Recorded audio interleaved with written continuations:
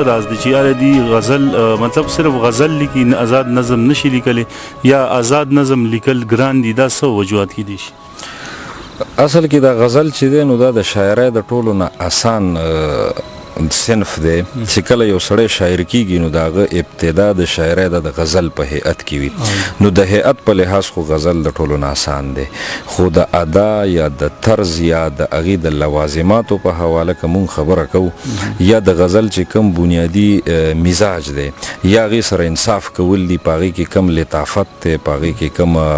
تازګي ده او څه په هغې کې پکار دي نو هغه د شاعرۍ د ټولو نه ګران فن دی بیا غزل په دغه حواله باندې نو د غزل همه اړخونه کور کول یا د هغې د ټولو نزاکتونو خیال ساتل نو دا خو زما خیال دی چې ډېر ګران کار دی خو چونکې د غزل د هر شعر دوه مصري او په یوه ردیف قافیه کې یا صرف په قافیه کې هغه رواني نو دا په دې حساب خو د شکل په لحاظ خلکو ته آسان ښکاري بله دا ده چې دغه نظمونه دي نو دا هم د هر چا خپل رجحان وي د رجحان مطابق هغه کولی شي چې په دغه کې کار وکړي رو رو بیا یو شاعر چې کله څومره په خپل شعر کې هغه ترقي کوي نو هغه نظم طرف ته هم راځي په نظم باندې هم دغه کوي تبازمایي کوي خو دا زما خیال دی چې اساس په دې حواله باندې لري ټوټل خو نه جنرالایز کولی نه شو خو زیاتره مونږ دا ویلی شو چې د بنده ناسته پاسته په دې کې لوی کردار ادا کوي چې د هغه ناسته پاسته تکړه ټولنې سره ده تکړه شاعرانو ادیبانو استادانو سره ده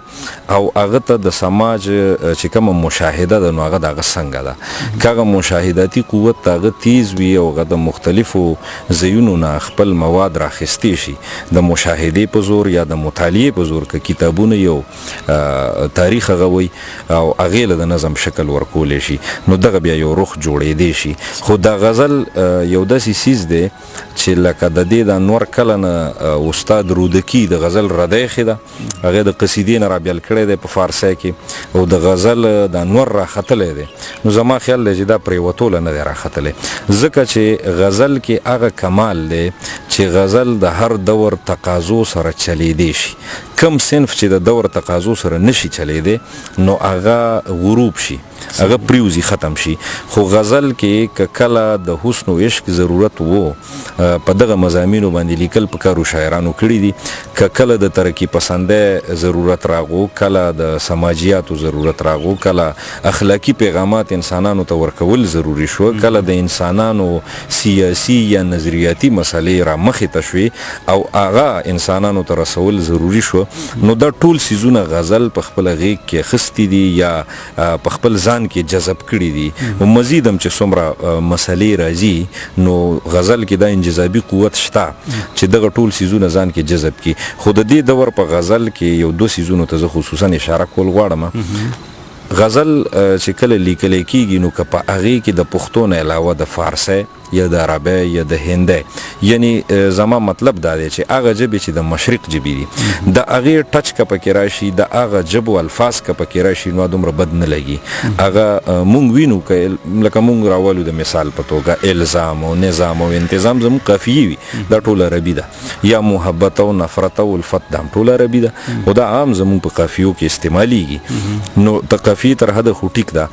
دا مشرقي ژبې خپلو کې خویندې دي خپلو کې تړلي دي نو دا خو بدې نه لګي خو ځینې خلک به تاسو کتلی وي چې هغه په قافیه‌ایي نظام کې یا هسې په غزل کې د انګریزۍ ټکي لګوي د موبایل ټکی پکې راشي د ټیلیفون ټکی پکې راشي داسې بل راشي نو زما خیال دی چې دا دومره بد لګي لکه په سپینو جامو کې تور پیوند یا په تورو جامو کې سپین پیوند نو د هغې هغه خوند برقرار نه پاتې کېږي نو یو خو د دې دور په غزل کې ماته دغه یو ستونزه یو مسله ښکاري بله چې کم حالات دي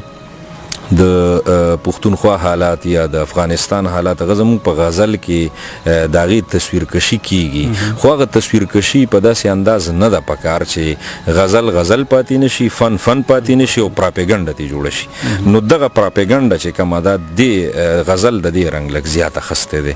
نو زما ذاتي خیال دا دی چې کیدای شي زیات کتونکي ما سره اتفاق ونه کړي خو که موږ د دغې نه لږه غوندې خپل لاس او لمن راټوله کړو او دغه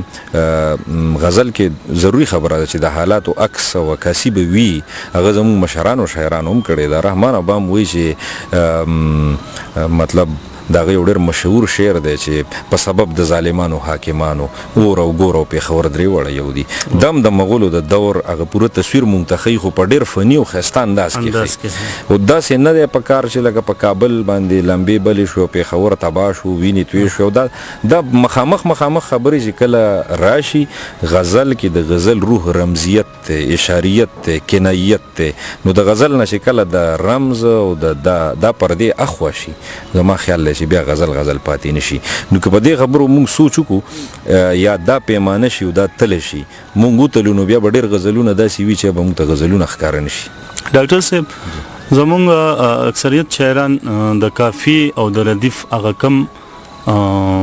بندش یا کم تړون چې زیات تر شاعران داسې کوي چې ردیف وسره بس اولګي او خپل غ شعر په روان کی زه خو غ شعرونو طرف ته نه تل غواړم او تاسو په دې اړه څه وایي چې ردا ټیک کوي کنه لکه د دې اکثر داسې چې غزل اولی کی مقطع خو صحیح رواني خو د ردیف او د کافی هغه تړون د دې سمې نه خوري نو دې باره کې تاسو زموږ مینوال ته وایي. نو زما خیال دی چې خو به کتل غواړي چې لکه صرف که مونږ د ردیف او قافیې تړون ته شاعري ووایو بیا خصوصا که صرف د هغې تړون ته غزل ووایو نو آیا مونږ چې څه وایو یا څه لولو یا څه اورو نو هغه د ردیف او د قافیې په خپلو کې نالګي که محسوسیږي دا خو ډېر لویه غلطي ده لکه اکثریت چې ربط نه جوړیږي او دوی ورسره صرف هغه ردیف بس هغه فارمیلیټي پوره کړي ردیف یې ورسره لګولي او هغه شعر پې برابر کړي. زما خیال دی چې په داسې صورتحال کې مونږ ته په کار دا دي چې مونږ د کلاسیکي غزل د روایت نه خبر شو او د هغې دپاره مونږ د خوشحال بابا د غزل د رحمان بابا د غزل د حمید بابا د غزل د کاظم خان شیدا د علي خان مومنزي د مصری خان ګګیاڼي د دې خلکو مطالعه وکړو نو مونږ ته به پته ولګي چې دی عام ردیفونه لکه دی او و او شو او رالو لاړو دا عام ردیفونه م استعمال کړي دي خو لکه دی چې کم دی داسې ردیفونه هم استعمال کړي دي چې هغه په دې دور کې لکه زیات استعمالیږي یعنی ځانګړي ردیفونه یا ترکیبي ردیفونه یعنی رحمان بابا چې وایي چې مخ د یار شمس و قمر درې واړه یو دي مخ د یار شمس و قمر درې واړه یو دي قد و سر و صنوبر درې واړه یو دي نو درې واړه یو دی یو اوږد ردیف دی چې دا د دې دور روایت دی خو په هغه دور کې هم د دې سرک او درک مونږ ته ملاویږي ترلاسه کیږي نو مونږ د صرف او صرف توک باندې ته صرف او صرف د ردیف قافیې تړون ته شاعري نه وایو نو زما خیال دی چې په دې حواله باندې استادانو نه پوهه ضروري ده چې کم زموږ علاقو کې شاعرۍ ادب او د ادب په حواله استادان دي نو هغې نه مونږ زده کړه وکړو په هغې باندې پوه شو ډېرو ټولنو کې ځینې داسې خلک وي تنقیدي خیالاتو لحاظ سره ډېر پوه خلک وي نو هغې نه به مونږ زده کړې کوو او په دویم دغه کې صورتحال کې بیا د تنقید کتابونه او د کلاسیک چې کم غزل دی یا زمونږ د شلمې پیړۍ هم ډېر مربوط غزل دی مونږ په کار ده چې حمزه بابا ولولو مونږ سیف الرحمن سلیم ولولو مونږ اکرام الله ګران شمس القمر اندیش خصوصا بیا پروفیسر رحمت الله درد دا د غزل هغه نامې دي چې د شلمې پیړۍ د غزل ټول روایت له دې خلکو ډېر لوی دغه ورکړی دی د دې هغه خدمات چې کوم دی هغه خو نظر انداز کېدی په دې کې نشي نو زما خیال دی چې دغه طرف ته نور داسې د چا حوصله شکني نه کوو لکه زه خوشبین یم په دې حواله چې ښه شاعري راځي او ښه شاعري به نور هم راشي. د غزل صنف چې دی نو د قصیدې ړومبی حصه چې وي د هغې څلور حصې وي ړومبی حصې ته تشبیب وي یا نصیب ورته وي چونکې د هغې نه د هغې ابتدا کېږي تشبیب شباب ته وایي ځوانۍ ته نو په دې کې د بهار او د ځوانۍ او د ګلونو د ښایستونو خبرې وي نو استاد رودکي دا د فارسۍ یو شاعر نو هغه په ړومبي ځل دا هڅه وکړه چې هغه دغه د قصیدې نه د ړومبی برخه چې ده تشبیب یا نصیب دی رابیله که او دې ته یې غزل وویلو نو د دغه ځای نه د غزل رده کېښودلی شوه پښتو کې مونږ ته ړومبی معلوم غزلګو شاعر چې ښکاري هغه اکبر زمینداوری دی اکبر زمینداوری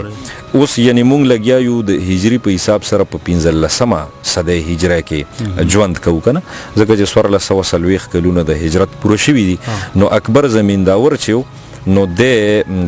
8مې صدۍ هجرۍ سړی نو مونږ ویلی شو چې په پښتو ادب کې څه د پاسه 200 کاله مخکې د غزل دا روایت چې دی نو دا راغلی دی.